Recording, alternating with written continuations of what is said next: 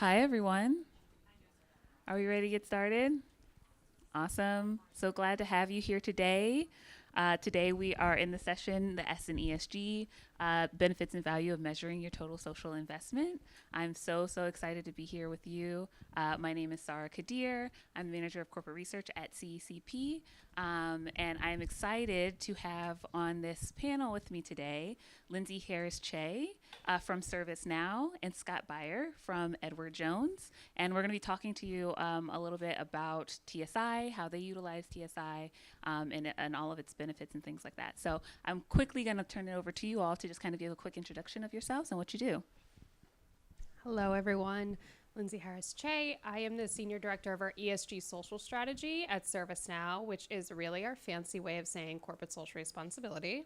So I sit on the ESG team, and I focus with my team on our global social impact strategy, but we also manage the resources in order to drive impact, including our technology donations, our nonprofit partnerships, as well as our employee volunteerism and pro bono.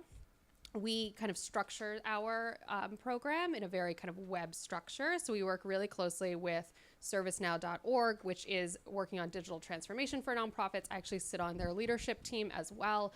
And we also work very closely with our workforce advancement team, as well as our Rise Up, which is reskilling initiative. So we really take a holistic approach to impact and kind of go with an enterprise mindset and how are we utilizing all of our resources in order to drive impact, but really looking at our strategy holistically and not in silos. Hi, everybody.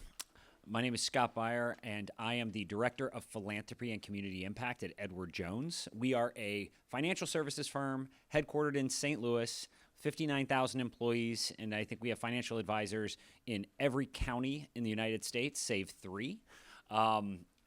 So we are pretty new in a lot of this. Most clearly around even starting with the CECP, which is on our second year. But my job is basically to oversee the foundation giving, and the mechanism that allows our volunteerism and some pieces of our extended ESG strategy to come around.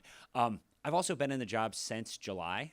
I haven't been in corporate space since 1999. So I've been leading nonprofit organizations, working in higher education, and then I was a 7th grade teacher for 5 years before that, getting started out. So a lot of this is really interesting to me.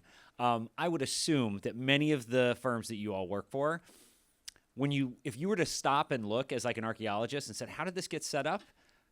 You wouldn't be able to tell, right? It just kind of happens organically and oddly, and that is one of the things that we found is where different pieces of this lay in our firm are all over the map. So I'm excited to talk about it. Awesome. Thank you both for being here. Before I dive into my questions for you, I kind of wanted to give a really brief primer on what total social investment is for anybody in the room who is not familiar. So total social investment is an input metric that calculates the value of all of the resources that a company puts into that S in their ESG. So all of the social things that they do. And there are 7 categories that all of these measures can fall into. So there's community investment, of course, DEI, health and safety, human rights, training, and labor relations are the big 6 ones that are kind of well documented. And then CCP has dived even further into the concept of social value, right? Which is those broader partnerships and other things that you do that kind of don't fit within the traditional parameters of community investments and things like that. And TSI kind of really got started. Companies came to CCP and they were asking us for a way to better talk about all of the things that they were doing outside of their community investment budgets and their foundations and all of the work that they were already doing there, all the things related to employees and DEI and all of this. And this was way back 2016 or so. And so what came from that was an initial report, what counts the S and ESG. And following that report, we wanted to dive even further. And so convened a group of experts in measurement, academics, practitioners, so on and so forth, and created a second report that's called what counts the S and ESG new conclusions, and that's where we kind of created those 7 categories and really dived into what TSI is. And since 2020, TSI has actually been one of the World Economic Forum's expanded metrics that they suggest companies utilize under that community and social vitality pillar. And so that's kind of what we've created. We created it at the urging of companies to better be able to talk about what it is that you all do and all of that. So that was its intended use. But it's now been several years since it's been out there, right? And a lot of companies and CECP and otherwise are using it. And so that's why we're here today to talk a little bit about what's going on in your companies. So to start off, would you be able to tell me a little bit about when did you or your company start measuring TSI and how did that process go? How was it going? I know it's an ongoing thing for a lot of companies. So we started our ESG journey about 4 years ago. So we're also fairly new. Our VP of ESG calls herself a recovering auditor. So I always say, whenever you have an ESG leader, you have an E, an S, or a G. She is absolutely a G. So when we think about auditing our data and really making sure that our information is validated, it's really important that we start looking at our investments holistically.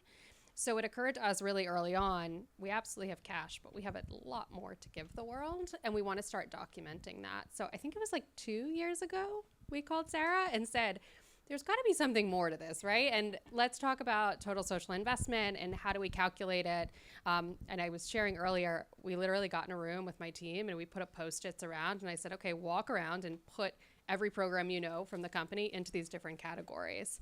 And that's how we kind of arrived at what do we want to disclose. And now if you look at our global impact report in the annex, we actually break it down and we're really specific. And we also wrote a white paper on what we are calculating and how we're calculating it, because we really believe, once again, auditor running ESG, we really believe that transparency is incredibly important. So we wanted to make sure that when we do disclose this information from a TSI perspective, that you know exactly how we're calculating that.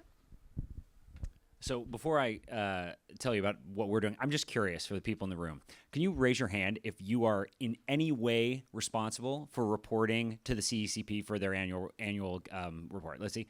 Okay, now, how many of you actually calculate TSI as part of this? Great. Okay, I'm with you guys, the second group who didn't have other hands raised. We tried this. This is our second year, like I said, in reporting it. We, unlike getting people in a room, like everyone around, and I basically did the job, and I'm sure many of you have. I have a nice spreadsheet. I got they give you a good 3 months. Armando's very helpful in getting you what you need. You send it out to folks. Some people reply immediately. Their data is thorough. It's beautiful. It's well thought through. Other people wait and wait and wait, and you wait till the end, and they're like, wait, what were you asking me for again? So it was very inconsistent on what we found in trying to pull this together. Secondarily, this opened up a lot of challenges with what people thought we were asking for. It being done in a non-centralized way, I think exposed a big challenge that we have, which is lack of understanding, lack of alignment, but not lack of wanting to do this. As such, this year, we took all of our data and I did kind of a back of the envelope, like back of a napkin at a bar kind of like calculation, and I felt really bad about it. Bad insofar as like there's so many gaps. And so we felt it was irresponsible even internally to talk about it, but my leader was able to discuss with other departments where we saw that where we're not collecting things so that next year we can put ourselves on a different path. So this is our second year reporting at CECP, our first year really trying to get it into a number. And I think the best part of what we have is actually a path to be able to do this. I'm glad you said that, Scott, because I think that that's one of the key benefits of TSI is really being able to see where those gaps are and then slowly start to fill in those gaps. And as you were saying, Lyndsay, really taking that big look at all the things that you're doing and kind of taking it piece by piece. TSI encompasses a lot of different activities and initiatives. We talked about the various categories. Are there any specific activities or initiatives or things that are happening at your company that you have considered including in your TSI metric, and how did you kind of come to that determination? So when we look at total social value, there's two things that are incredibly unique. We are a tech company, so we are also working with nonprofits. So we actually looked at what is the average discount for a for-profit, and then what are we actually giving nonprofits? And we looked at that difference and said, we're actually doing that because we want to create a better world. So we actually calculated that as part of our total social value, because we are increasing our discounts naturally for nonprofits because we want to make sure that they have opportunity to the same technology that a for-profit would have. We also have a $100 million racial equity fund that we started several years ago. And we actually invest in predominantly Black and brown communities in the United States, really focusing on multi-housing as well as small business loans. Every single year, that fund naturally has returns, and we actually reinvest that back into the fund so more individuals will have access to capital. We're able to actually count that reinvestment every year as part of our total social value. So it's two investments that are incredibly unique for us. I mean, we all have volunteer hours. What's the value of that? Community investments, right? Our nonprofit contributions, but those are the two that I would say are pretty unique for us, just being a tech company and the racial equity fund that we had invested in. So the best part about being at a company for less than a year and also not working in corporate, I get to ask the question why all the time. And for probably my first 6 months, I was asking it out of curiosity. And my last 3 months, it's kind of to be a nudge or to like just to expose when we have not had solid logic. So for example, we were discussing a lot of the different like things that we would be funding. And my question is like, so why are we funding this again? Like, how does this align? And eventually people got okay with that process. You know, I saw my role as like lifting up rocks and looking underneath them. And sometimes you'd find really cool things and sometimes you just find a bunch more rocks. So the good thing is one of the rocks that we looked under and found, which we will be measuring, we're not measuring it presently, in 2023, we started with a $5 million investment, a group of, it's like 9 organizations in St. Louis whose focus is around building lasting financial strength for people in economic hardship, right? So part of this has like kind of a self-interest to it. We're a financial service firm. In a perfect world, these folks would be in a position where they could receive financial advice, hence building a larger customer pool. But really the focus is how are we going to do that? Now, with that, a large element of our investment is investing in our data. We paid for the Equifax comparative data in all of these regions. It's not cheap. And then we distribute that data across all of the organizations that were involved in this. That was something in turning over a rock. I'm like, wait a minute, guys. This is significant value, especially with 2 of the organizations on how they're using it, and it has a cost to it. The real question is, how do we monetize it? How do we say what is the measurement of that cost? And so the good part is we found a thing. We know what we need to do. Now we just need to do it. That's great. Yeah, and that's really the 2-part process, right? Is identifying it and then going from there into the valuation of it, and really being able to kind of continuously build out that metric. And so, how does TSI show up in your work? Is it internal measurement, reporting, both? Who all is looking at your TSI? So there's what we externally document, but of course we're still tracking a lot of metrics internally. So we have we've actually built our own ESG management tool that we're tracking all of these metrics internally. It's really interesting because you can get like quarterly updates, and then you actually have to attach evidence each time. Once again, making sure that you can audit the data. But this really helps us track some of these metrics internally because we might not be ready to talk about it externally. And that's completely okay. Like, you never have to do anything that you're not comfortable with. It's really important that you are disclosing what you're comfortable with, what's authentic to your business, and what you really truly think shows the value of what you're doing. So we really focus internally on just tracking some of these metrics. But as I said before, in our annex of our global impact report, we do share exactly what we're disclosing within total social value and community investments. But also we have this white paper that we continue to update whenever we add a new metric. How are we calculating that? Because we think transparency is incredibly important.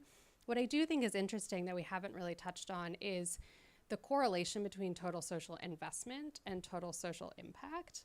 And, when we first talked about it, I was like, wait a minute, these aren't completely correlated. And Sarah was like, not yet. They're very different and they have to be calculated really differently. But I do think it's important to note that when you look at total social investment, it forces you to then look at your total social impact to figure out what's the ROI you're getting out of this money and these resources that you're spending. So for us, we actually went on the journey at the same time because we were able to now say, oh, with this amount of capital and resources that we're spending, this is our impact. And it forced us to rethink some of our investments.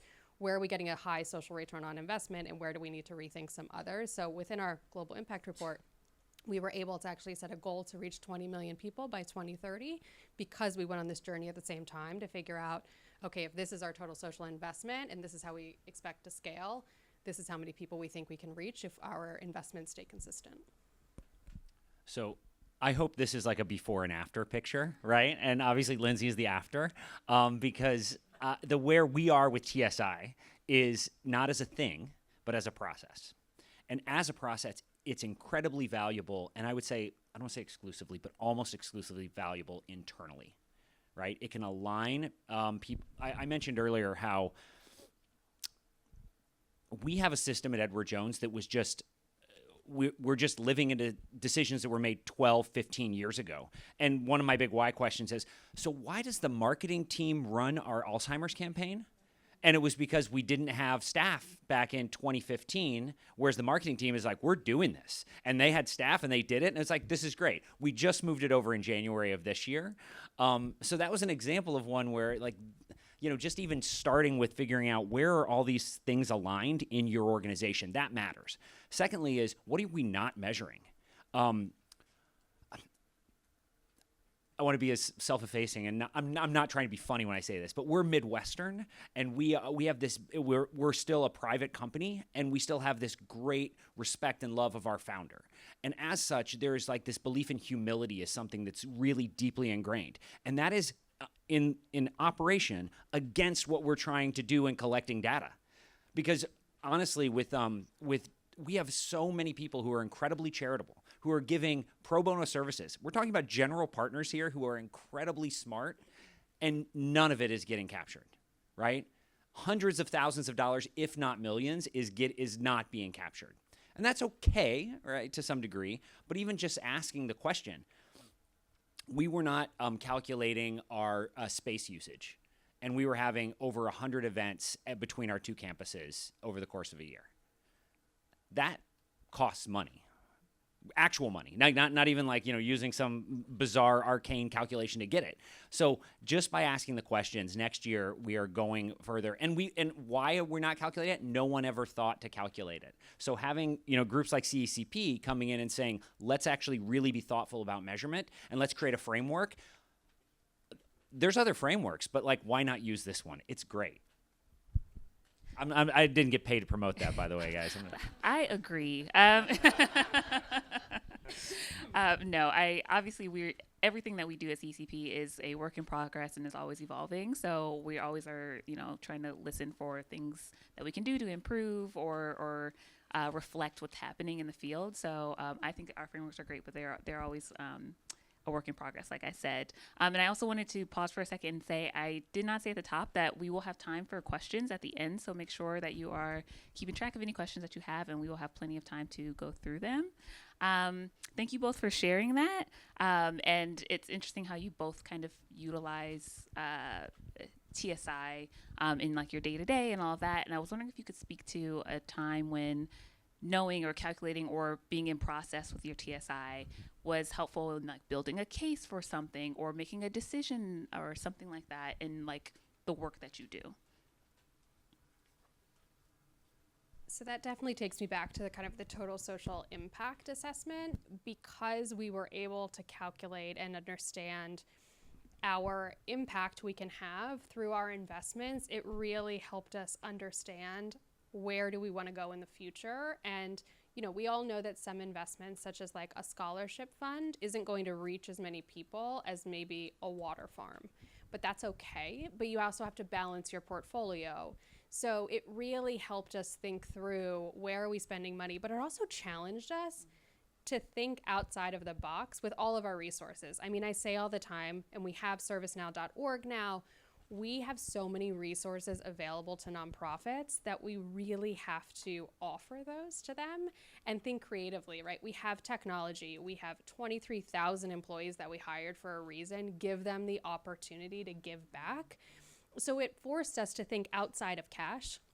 The Racial Equity Fund, I would have never thought the reinvestments could be counted as our total social value. So it pushed us to look holistically across our entire organization and say, if we're really going to drive impact, it's not just about cash, and it never can be.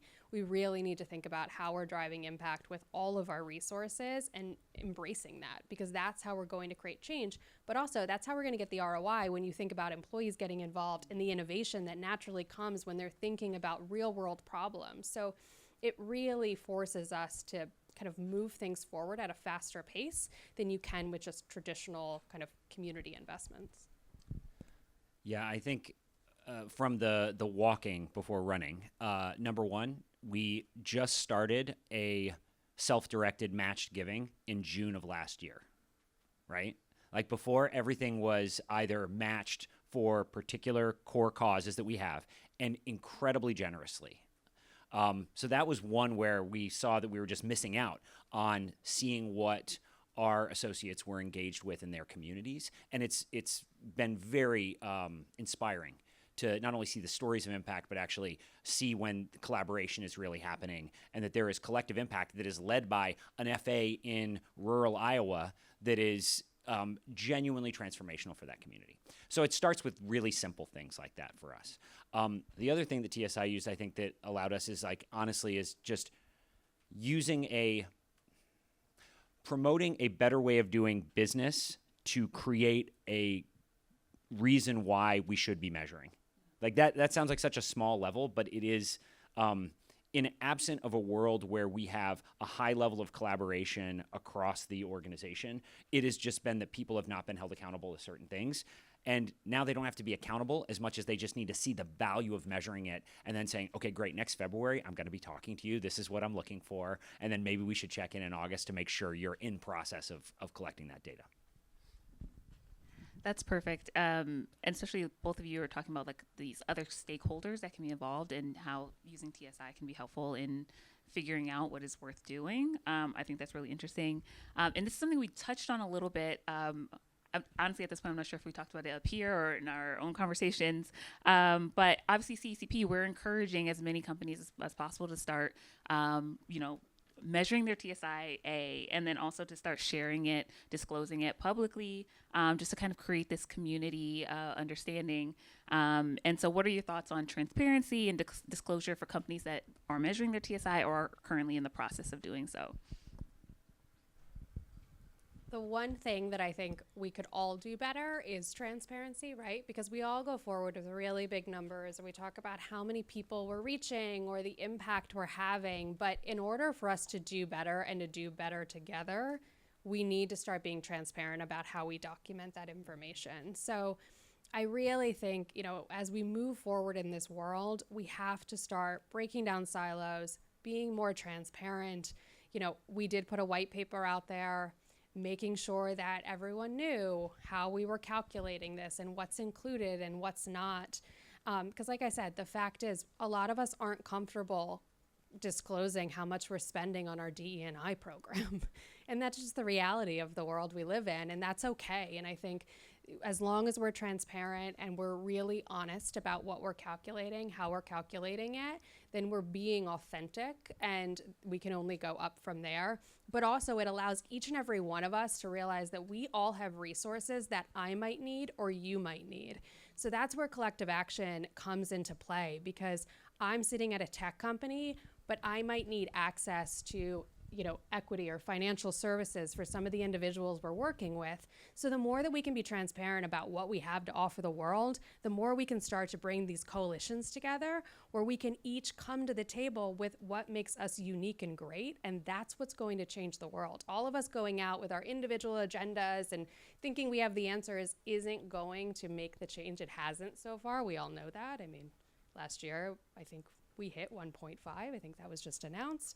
So, we have to really come together, but we all need to do what we're good at because we have something to offer. I think transparency is very important, and I think it means a lot of different things to a lot of different people. And I believe that if my managing partner of Edward Jones does not know what I mean when we get a number to put it in and what goes in there, that's a problem. I think it matters where this lives in your organization. If the marketing department is responsible for doing this, understand that they have a different job than if you're in ESG, right? And that is not throwing stones as much as saying, like, where is that perspective? What is informing that perspective? I think that really matters because I'll give you an example of a data point that I really think that in all charitable giving, we need to, like, if not obliterate, like, take with a massive grain of salt. If you're asking your organizations you're giving grant monies to tell you how many people they're serving, be wary of what that number is. Not because that they're lying, but because they're normally pretty bad at predicting it. So giving a number saying, like, what we're reaching, unless you have a very smart way of measuring that, then report on it. We, for example, have this goal of 1 million learners in the Ever5 platform that we're paying $7.5 million for this year. And my question is, why? So what? What's the impact? We get 1 million learners. Like, what does that mean? And so what are we going to report on? Like, we won? Like if we don't have anything beyond that, we're transparent and we're honest, and we're also patting ourselves on the back for what? So with transparency, I think it's important. I think that we're incentivized not to talk about the challenges and not to talk about what's missing. And I feel that is when real transparency can happen. And I get it that shouldn't be happening in public. That should be happening in spaces like this and in groups like this. Thank you both for sharing that and your perspectives on it. I think it's interesting, especially what you're saying, Scott. I can tell that you have a nonprofit background. Ask me because I also have a nonprofit background. So my final question for you all for now is, obviously we put out these reports many years ago now. A lot has changed in the world since then. And the work that everyone in this room is doing has changed a lot since then. So how do you see how the S has evolved and therefore our TSI has evolved, and where do you see it going? How do you see we can improve TSI? I'm asking for myself. I think there's 7 categories. They're all wonderful, but most of us in this room aren't going to be comfortable reporting out on all 7 anytime in the future. So I think as we evolve TSI, the more we can get into communities like this and really talk about what are each of us measuring and share that information will help all of us rethink what we might naturally be reporting on, because the majority of us are reporting on 2 out of the 5, and it's total social value, your non-cash, and then community investments.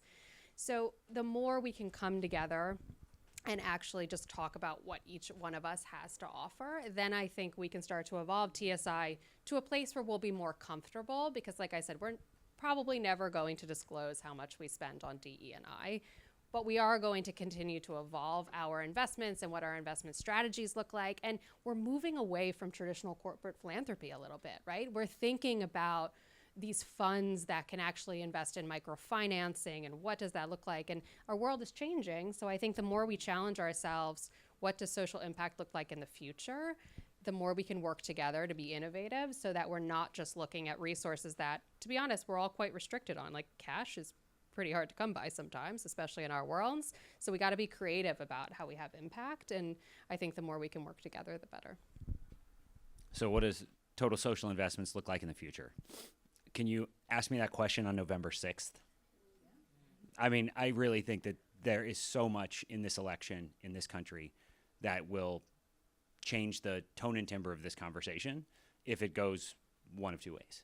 And I do want to put in a couple of like really smart plugs. I think the great work that is happening out there, kind of like what you were talking about, Lyndsay, is just to say, like, we don't feel comfortable reporting on this, and knowing the reason why is very valuable.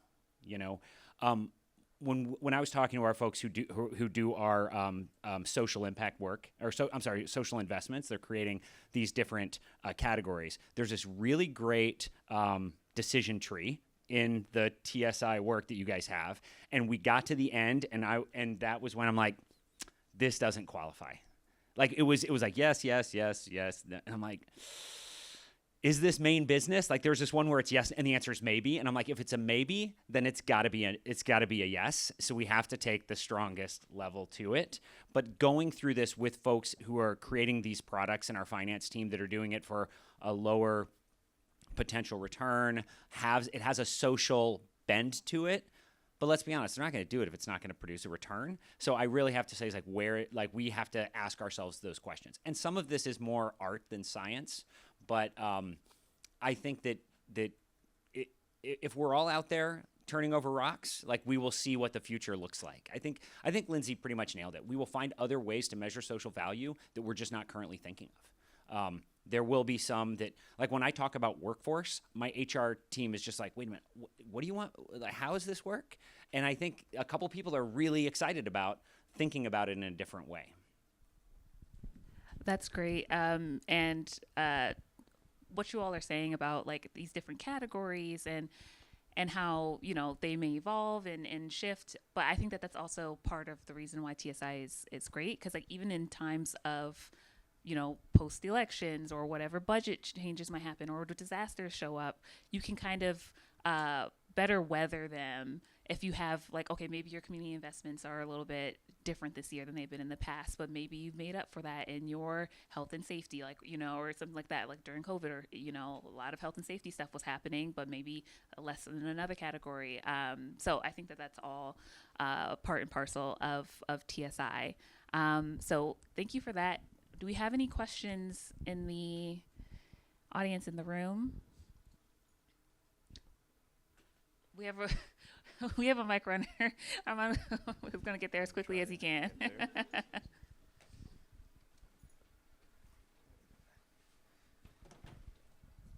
Thank you. I'm pretty soft-spoken, so I didn't try to project without the microphone. So, sorry. So just kind of, I'm Liz from Charles River Labs. We're a multinational company, and this is an interesting computational exercise to think about investment overall.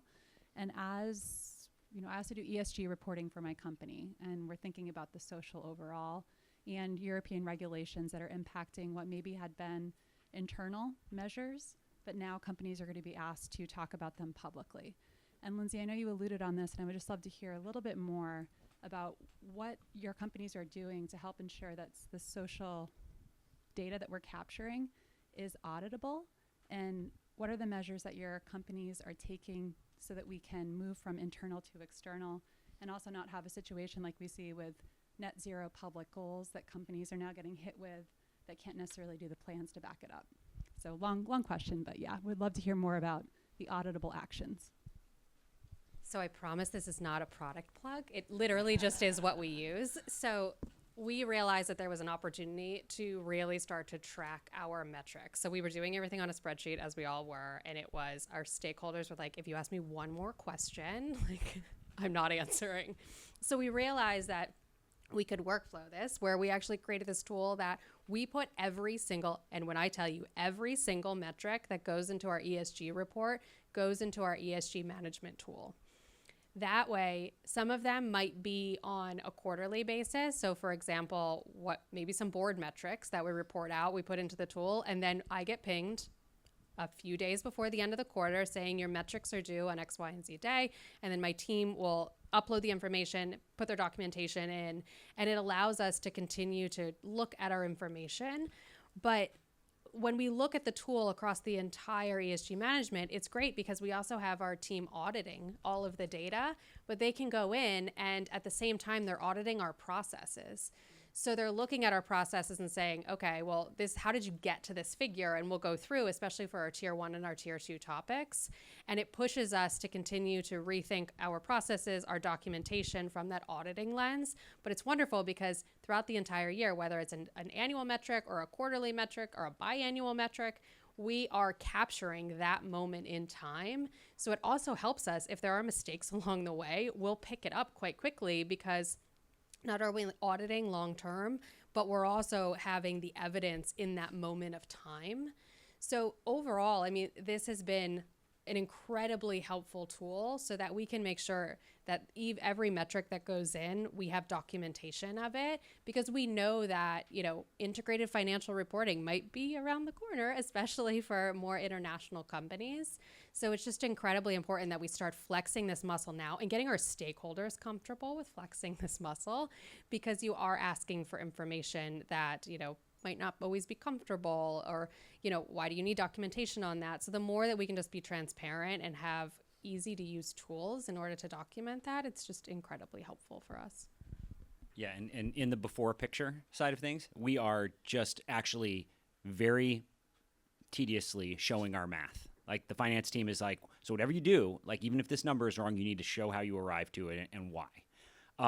We're only in the United States and Canada, so we do not have a lot of these issues. But I can tell you what we're doing, and it's kind of from both sides. On one side, the net zero, there's saber rattling in California that this is going to happen in the state. So we are preparing for what that's going to mean for the business in the state of California. Meanwhile, we are funding the Chamber of Commerce there to fight that getting into law. So, and many of your businesses probably are too, right? Like we're a financial services firm. Regulation is not something we're excited about. So, but also our ESG team is responsible for making this something that when that ramp is there that we're going to do. So those are and in Europe, I know that this is already a fait accompli. So do you have anything that you guys know that you're doing? Because I would love to hear that. I think a lot of multinational companies right now are working through the double materiality assessment to just figure out what the 104 topics that they are going to have to be reporting on moving forward. And I've heard rough numbers of 70 to 90% of those topics are relevant for companies to be responding to. So yeah, like you mentioned, ask me in November, ask me after the double materiality My only assessment. fear around this is the fact that something that is well-intentioned actually could lead to being more obfuscatory rather than transparent. It feels reversely incentivized. I think it can be used as a very important strategic tool for change, for Totally sure. agree. But I think it's just companies are grappling with how to be in compliance and what does this mean moving forward. But yeah, between a data management tool, materiality assessment, there are a lot of things that we're trying to figure out as a multinational organization. And also I think just the risk of social overall, making sure it's third-party verified and assured data.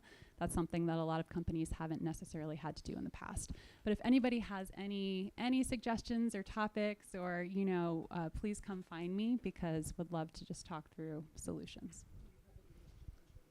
No ESG controller at our company. And actually our finance team, as a result of CSRD, is becoming heavily involved this year for the first time. We just published our most recent ESG report in March, which was voluntary. But yeah, we're preparing for the impact of CSRD. That's a great question. Anyone else have anything they want to ask of our panelists?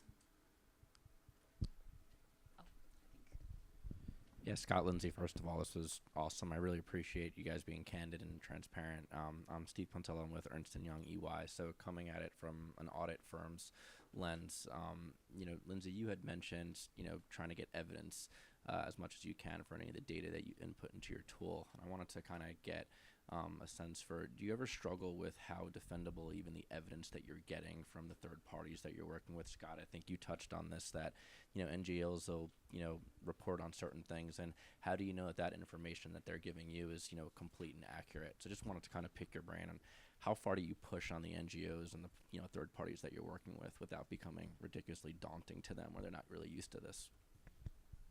It's a delicate balance, right? And you don't want to become that partner that they're like, here they come again. Like, this grant is more work than I expected. So naturally, and it's funny you brought it up, when we did our first assessment, I had one firm come back and tell me that they had impacted and reached 500 million people. And I immediately said, that's an 18th of the world. And Was it an air charity? I will not share who they are. But naturally, you're going to get some of these figures back that you'll just kind of give it, or they'll say like, with your $10,000, it's 100,000 people. And naturally, as you had said, they're not used to flexing that muscle always. So it's really just kind of pushing back and saying, okay, I'm not asking for a high number. I want a real number. Just tell me how many people, and it's not going to impact, the future of what we're doing, but it's just really important that I get a better understanding of how many people we're reaching.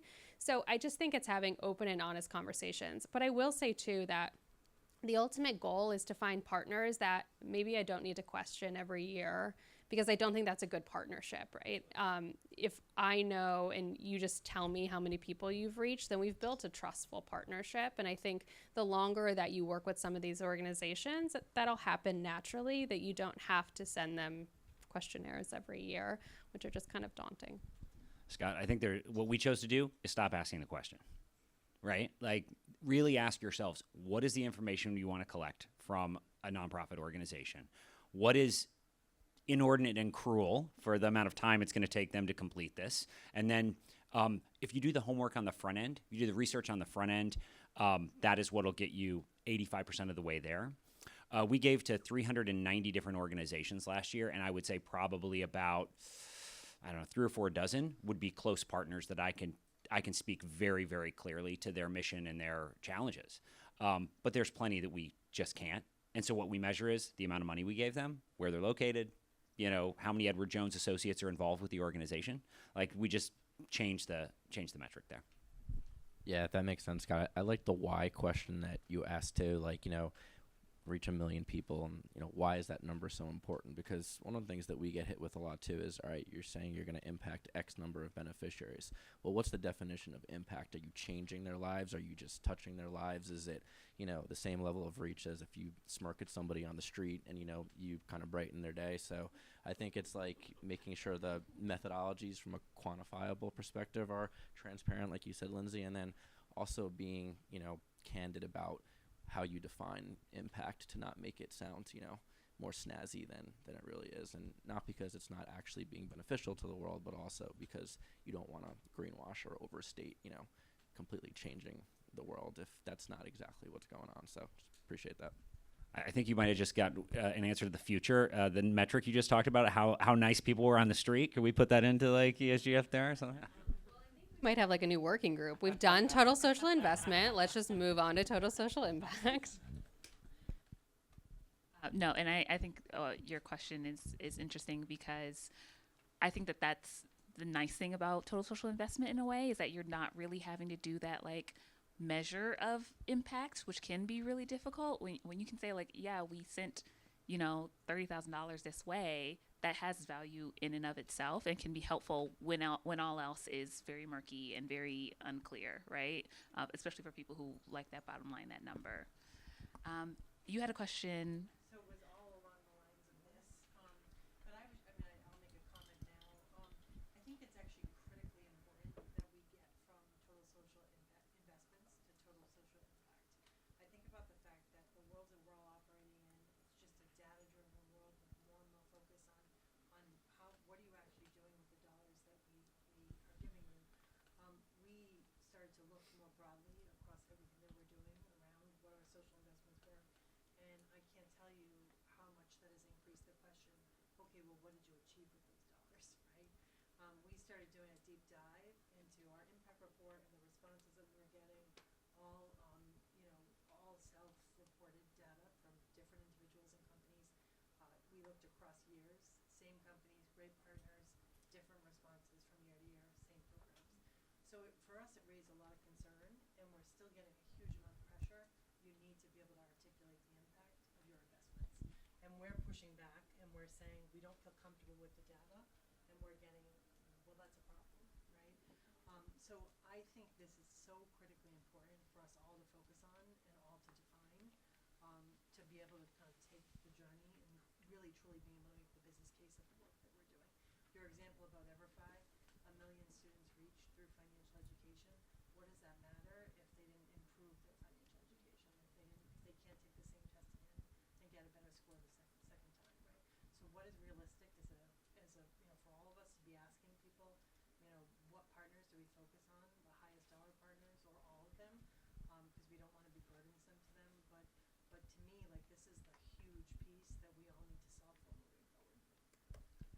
say one thing that's been really helpful, and I am blessed with a group of really powerful, wonderful women who are all in like D&I and ServiceNow.org and our VP, and I sit under the CFO, and we have an amazing chief people officer. And when we decide to invest, none of us do it in a silo. So we started that years ago, and it really helps with the ROI, where if I'm investing in a coding organization, does early in career see opportunity to hire them? And if they don't, then maybe I'm not investing in the right organization, because the best thing I can give that student is a job eventually. So it's been really helpful for us to always connect. For example, can they utilize our technology? That doesn't always have to be the case, but I could really help them reach more constituents if they could utilize our technology. Or as we had employees that were working on an organization in the remote areas of Kenya to get more learning opportunities out to those communities. Well, now we also have customers in the region, so could they actually help that organization too? So I think you really show the ROI even further than just the people reached and the impact when you tie it back to your business, but you tie it back to several other organizations, because it's no longer just the CSR team, working with an organization. It's the DE&I team. It's your reskilling team, right? So you're going at it holistically, so your dollar is actually going further. I think what business case means is also greatly misinterpreted or interpreted differently from one person to another. There are many reasons why numbers can change within a program at a nonprofit from year to year. And if people, the question I would have is like, did you ask them why? Because in that case, if you're getting all those questions, that's great. Like, what is your concern? Is your concern that they're fraudulent? Is your concern that they're not spending the money in the way they said? You can derive most things for an organization you're supporting from their annual report and having conversations with their chief executive. And if you can't, you shouldn't be funding them, right? And if there are those things, you should just be asking the questions. I don't think getting to impact solves for that problem. I think it solves for other problems significantly. And I really think that that's the reason why sometimes when people are putting pressure on business case, I have to ask the question, what do you want when you say business case? Do you want me to say like how this affects our bottom line? I can do that. Do you want to say like what this means specifically to this very narrow silo that you want? I can do that too. But I'm like, that is something that I've seen a great deal of misunderstanding with. Yeah, and I just want to add that to Lyndsay, your point, so much of we're talking a lot about TSI in the context of community investments and this kind of external work that's happening, but so much of TSI is based internally, and I think that that's really where a lot of the value is because a lot of those resources that are being spent on ERGs or whatever employee programs you have, and the investment in that internal community is really important, and it's overlooked, I think, a lot. So I think that that's where in those conversations where impact comes up, understandably so, you can look at that internal impact as well. Annette in the back.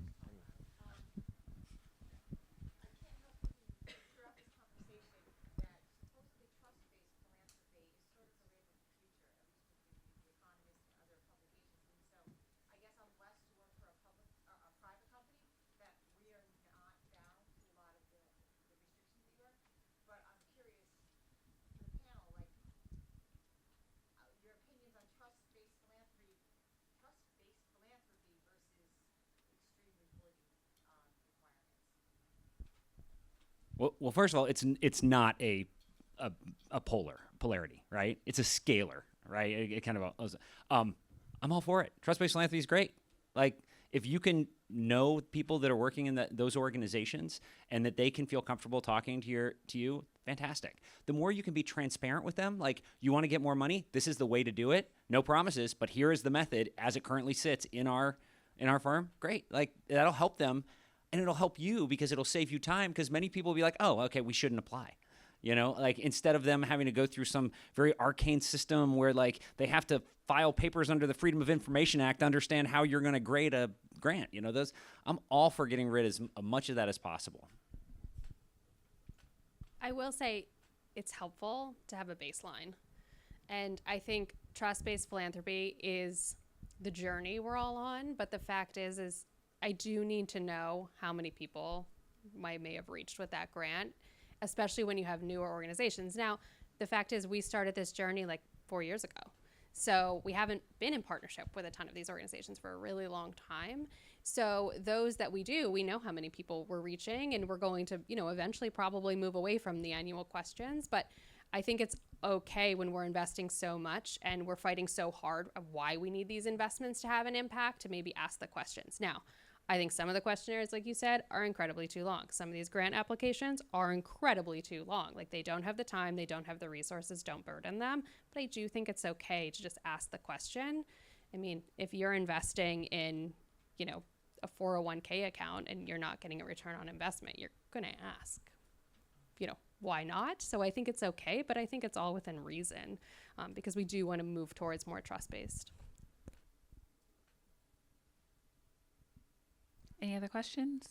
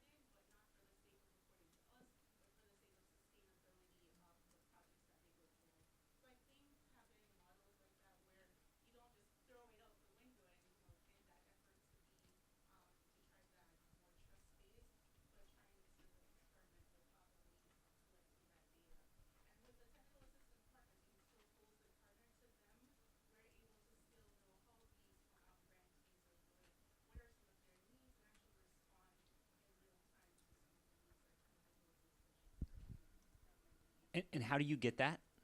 How do you get that information? Got it. So one of the tenets of trust-based philanthropy is surveying your grantees and asking them what's the process like for you. You will learn a ton if you just send out a very simple form. And they, that is a great thing to be doing. Maybe not annually, but maybe every other year, just to kind of ask them, is the juice worth the squeeze here? How can we make?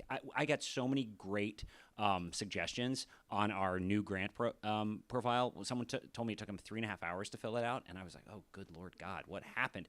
Was this an isolated incident? It wasn't." So that you'll learn from a lot of things with that. Excellent comments. Any other questions? No? Okay. So with the small amount of time we have left, I just wanted to ask if either of you had any kind of like final words or thoughts that you wanted to share before we wrap up. I mean, I think the theme is clear. We need to collaborate. I think all of us have something to offer, and we are truly stronger together. So if anyone is interested, and wants to collaborate, we're always open. And I think the more we can knowledge share, the more we can go on this journey together. Like, we all know we're in this department. It's a roller coaster sometimes. And we get hit with disasters we don't expect. We get hit with human-to-human conflict that we don't expect. And the more that we can collaborate and lean on one another, I think the stronger we'll all be, because we're not just going to show a return on investment for ourselves, but also for our companies, the more we collaborate within our own ecosystem. So I think as long as we're being authentic and transparent with each other, I think that there's just so much we can offer one another. And I would love to see companies collaborate even more in the future. All I would say is there's inherent value in trying to measure your total social investment. and you should try doing it. You will learn a lot. Thank you. And if you are interested in measuring your total social investment and you aren't doing it currently, please reach out to me, reach out to CECP. That's what we are literally here for. So I want to thank both of you for being with us today. This has been really insightful. I've learned a lot. I'm sure everyone else here has too. And thank you all for being here. And I will let you guys go a couple of minutes early before the next sessions. Thank you so much.